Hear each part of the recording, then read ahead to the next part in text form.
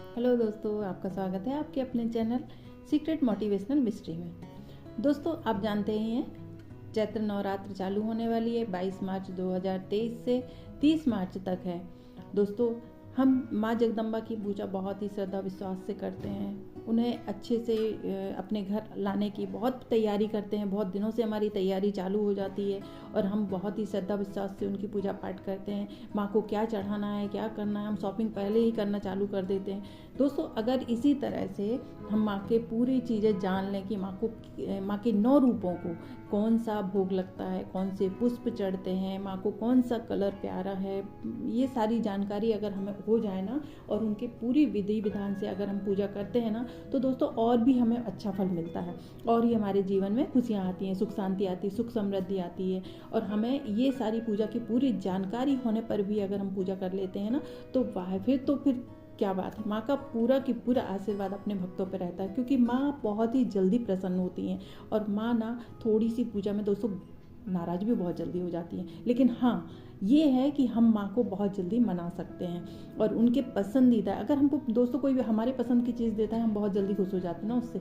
इसी तरह माँ का होता है। माँ तो माँ है, उनकी अगर कोई भी चीज़ हम उस तरह से अगर उनके हिसाब से अगर उनकी पसंद के अनुसार रखते हैं, चढ़ाते हैं, तो माँ बहुत जल्दी प्रसन्न हो जाती हैं।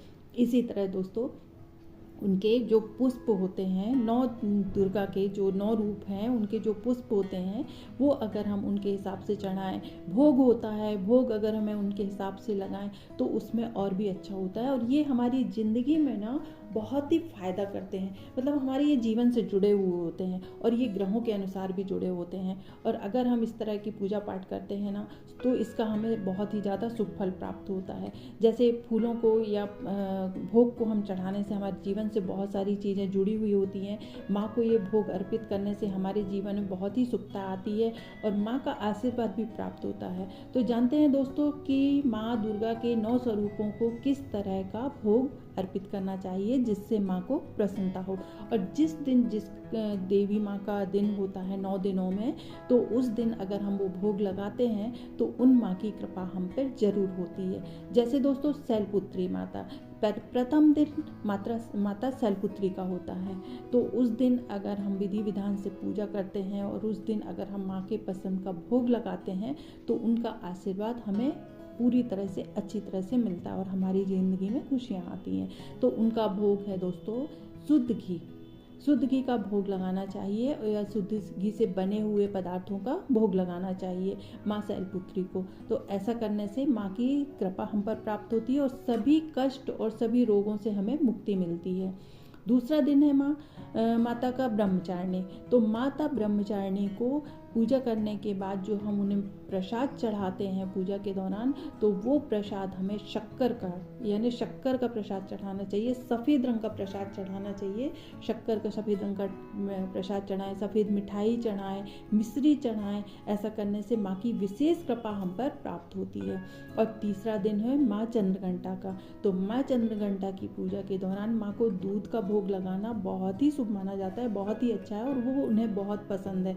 अगर हम किसी को उनके पसंद की चीज़ देते हैं ना, तो बहुत खुश हो जाते हैं ना। इसी तरह दोस्तों, अगर हम उनकी पसंद की चीज़ अगर माँ को चढ़ाएंगे ना, तो 9 दिन की 9 माताओं का आशीर्वाद हम पे बना रहेगा और कभी भी कोई भी परेशानी आएगी।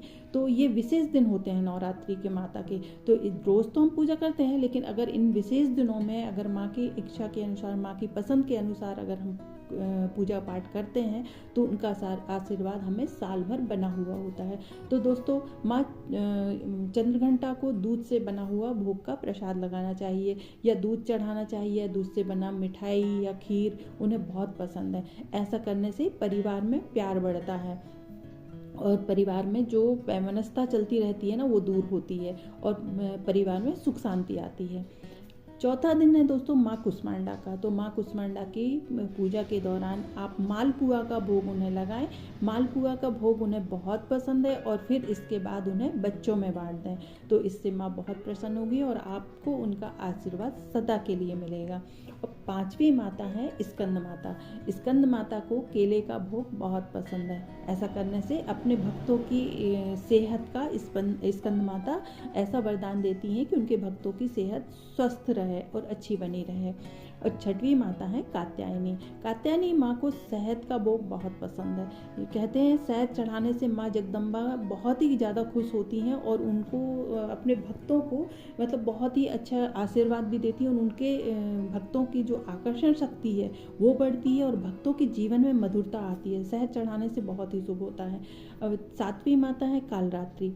कालरात्रि माता को गुड़ का भोग लगाना चाहिए या गुड़ से बनी हुई कोई भी चीज़ का भोग लगाना चाहिए। ऐसा करने से दोस्तों माँ आपको कष्टों से बाहर निकालती हैं और उन भक्तों पर माँ कष्ट आने ही नहीं देती हैं। जो भी कष्ट उनके ऊपर आते हैं उन्हें उन भक्तों को वो कष्ट से बाहर निकाल लेती हैं। और आठवीं माता है महागौरी। महागौरी माँ को नारियल बहुत पसंद है और नारियल से बनी हुई मिठाई चढ़ाना चाहिए या नारियल चढ़ाना चाहिए। तो उनकी जो भी भक्ति नारियल चढ़ा के माता को प्रसन्न करते हैं, भोग लगाते हैं, तो उनकी मनोकामना पूरी होती है। अब आखिरी दिन है माँ सिद्धात्री का। तो ये नवमी के दिन पड़ता है माँ सिद्धात्री का दिन। माँ को अनार का और तिल का भोग लगाना बहुत ही अच्छा होता है और माँ को अनार और तिल का भोग लगाने से इससे माँ का आशीर्वाद मिलता है, जो सुखी जीवन का आशीर्वाद हमें प्राप्त होता है। दोस्तों अगर हम इस अनुसार माँ की पूजा करें ना, विधि विधान से उनके पसंद के अनुसार, अगर 9 दिन में हम 9 माताओं के अनुसार जो उनको चढ़ता है उस हिसाब से अगर हम पूजा पाठ करते हैं ना, तो सभी माताओं की हमें 9 दिन में सारी कृपा प्राप्त होती है और उनके सभी 9 माताओं का आशीर्वाद प्राप्त होता है। 9 जो दुर्गा माँ के 9 रूप हैं वो दोस्तों पार्वती माँ ही हैं जिनके 9 रूप हैं और वो 9 की 9 देवियों का अगर हमें 9 दिन में आशीर्वाद प्राप्त होता है तो और भी अच्छा है दोस्तों, क्योंकि साल भर हम अलग अलग देवी देवताओं को पूज के जो हम पूजा पाठ करते हैं उससे तो हमें प्राप्त होता ही है आशीर्वाद। लेकिन अगर 9 दिन में हम श्रद्धा विश्वास से माँ की पूजा करते हैं और 9 रूपों की पूजा करके हम उन्हें विधि विधान से पूजा पाठ करके उनको पुष्प चढ़ाते हैं उनके पसंद का, उनको भोग लगाते हैं उनके पसंद का, तो इससे हमें और बड़ा आशीर्वाद क्या मिल सकता है, आप ही बताइए दोस्तों। अगर आपको मेरा वीडियो अच्छा लगा हो तो आप लाइक शेयर सब्सक्राइब जरूर कीजिए। शुभ नवरात्रि दोस्तों।